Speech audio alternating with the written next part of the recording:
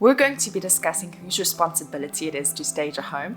We're going to look at areas of influence within a house. We're going to discuss some decor's do's and don'ts, and I'm also going to show you some befores and afters.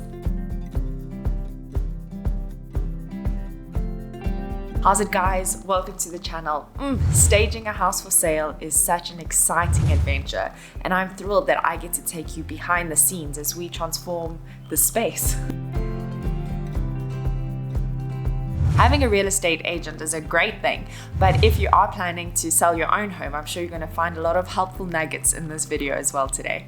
On that note, if you do have a real estate agent or you are planning on getting one, then staging is a conversation you guys need to have. Who is going to take responsibility for that? They could take responsibility. It might just be worked into their commission, or it might be an additional fee. This is dependent where in the world that you live, as well as what the real estate agent offers. It's kind of case specific and something that you have to discuss with your agent. But for the sake of this video, I'm assuming that you're staging your own home. So if you're ready to discuss some decor's do's and don'ts, go ahead, smash that like button, and let's jump straight into the areas of influence. Yep, you heard me right.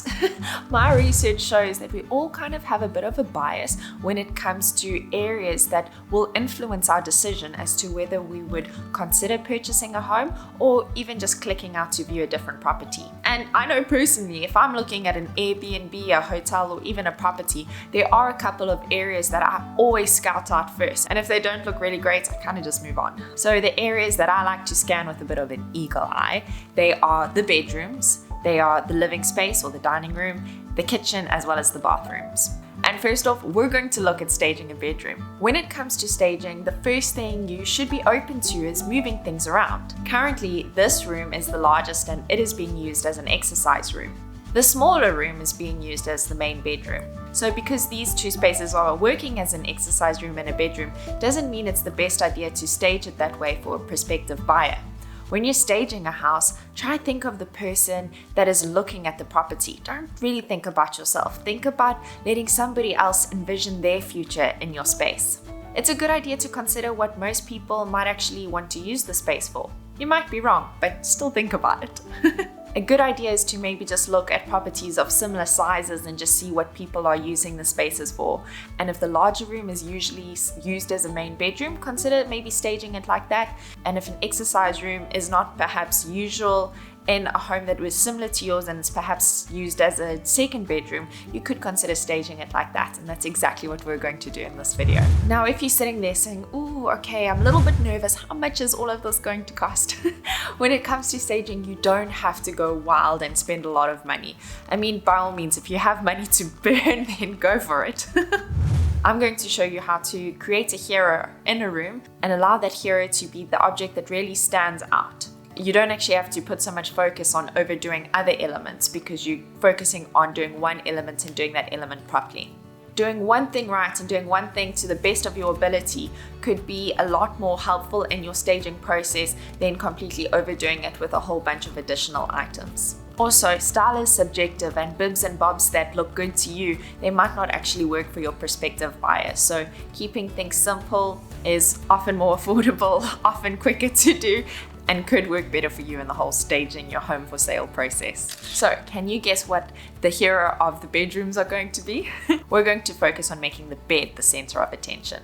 I don't know if you can relate, let me know in the comments below, but if I'm looking on Airbnb or at a hotel and I see a bedroom and the bed doesn't look great, if there's a bit of a crinkly old duvet and if it's just got that dirty, messy feel, it kind of doesn't make me want to explore the room further. And yes, I know people aren't buying a house for how the bed looks, but it does help in terms of just adding to that perception of value if you get the bedding done properly. And you'll see what I mean. And to help you, we're going to head over to a specialty store in the world of bedding and linen. And this is going to show you how, by taking some time to focus on getting certain elements that are quality items into your bedroom, how it will just elevate the style, bring in a little bit of classiness, and perhaps give you a bit more confidence when it comes to staging the room in the hopes of making a sale.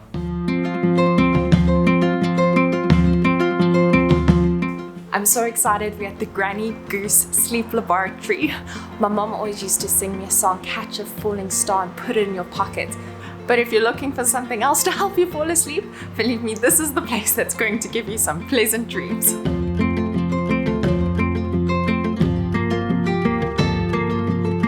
Granny Goose duvets and linen bring warmth, class and style to your room. If you're wanting your room to look fresh, invest in a goose down duvet. Quality linen as well as down adds style to your room. Also add some pillows, goose down pillows, as well as some scatters to add some style to your room. Keep everything I told you in mind when styling your bedroom.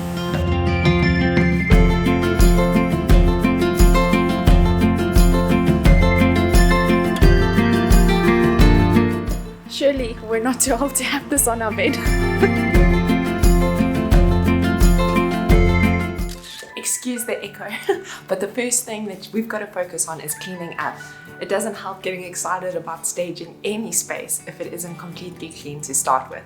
So even though there's not a lot in this room to start with, the first thing I want to do is just completely empty it.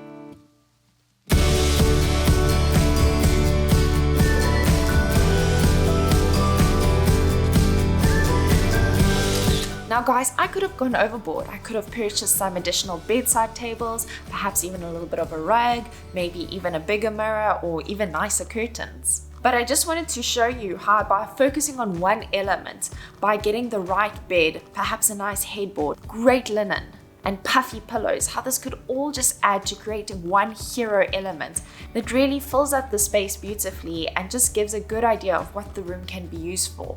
The rest is just semantics. I mean, if you do have a bigger budget and you do want to put more effort into the staging, you can definitely do it. But like I said, my intention was just to show you that by getting the right bed, it just really adds to showcasing how the space could be used. So here is the before of the room that was currently used as an exercise room. And here is the after.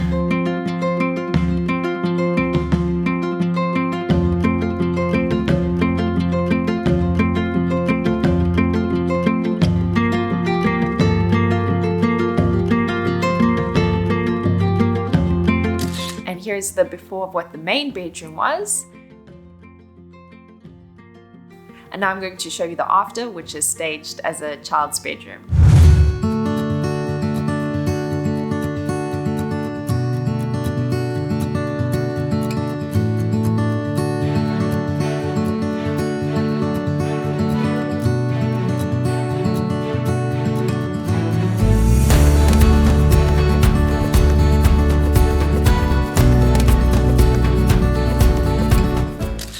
As I said, we're making minor, simple changes, and I really like the outcomes of the bedrooms. Now we're going to tackle the living space. That will be a bit more of a challenge because in this space, well, what's practical isn't necessarily what will photograph best. And what I mean by that is if there was a TV cabinet and a bigger TV, it would kind of suit the space that it is currently at, but we're going to move things around because we have a couch sort of snipping the room in half, and this kind of messes with the flow of the house. The room actually has quite a decent surface area, and it wouldn't be a bad idea to stage the home in a way that allows a prospective buyer to just get an idea of how much space is actually available. Lighting is also important, and I'm going to keep this in mind when I move things around. So as with the bedrooms, it's a good idea to move things around to just set up the space for a decent amount of staging success. So this is the part where I'm really excited to just share some tips and tricks with you when it comes to staging your space if you want to sell your home. And the first one is to look out for spaces that seem a little bit empty and random. These are generally wall spaces, but could also just be an area on the floor as well. Most of the times, people will just throw in a coffee table to fill up a space between couches, or put in a bookshelf or some paintings to fill up empty wall space. Don't overdo it and make it a bit of a cluttered space. Simple is always better, but there's quite a decent balance between overdoing it and leaving things looking a little bit empty. The next tip is not to over-personalize things. All of my research shows that if you have a depersonalized space, it will help your chances of selling your home. But I kind of just like to pick my battles. I mean, if you're on a bit of a budget, you can't go ahead and buy these expensive canvases, paintings, or art to fill up spaces where photographs were. I am going to go ahead and purchase a painting to just fill up some space here.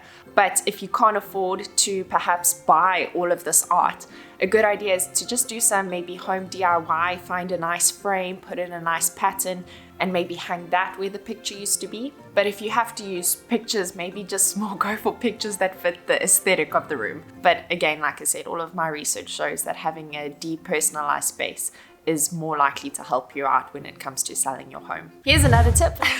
Keep things as fresh as possible. Now, I do have a couple of plants or fake plants and I quite like them, but there's nothing worse than walking into a space and you can just see all of these fake flowers that just really look fake. It sort of just cheapens the space and doesn't add to that perception of value that we want to buy to feel when they walk into our space. So I've got some fresh basil, some succulents, and a couple of other natural beauties. But interestingly, in every single staging video I've ever watched, there's always been lemons. So I'm going to definitely go ahead and add a little bit of lemon to the room as well. I think that yellow just introduces a bit of sunshine into a space, which is never a bad thing. So yes to fresh lemons, but also yes to investing and buying a bouquet of flowers. All of this helps. I mean, I said I like to pick my battles, and if I'm investing money in anything, it's in some fresh flowers. Here's another tip for you. So throw pillows. I mean, if you are working with a bit of an older couch, I would have preferred having a bit more of a charcoal couch here.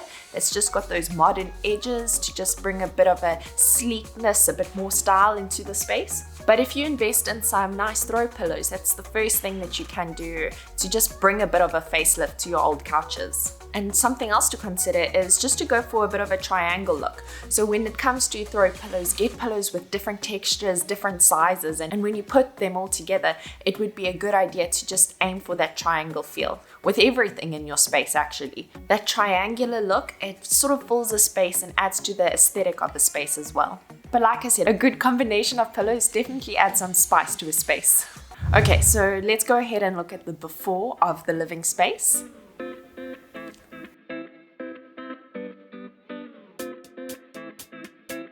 And now, let's look at the after.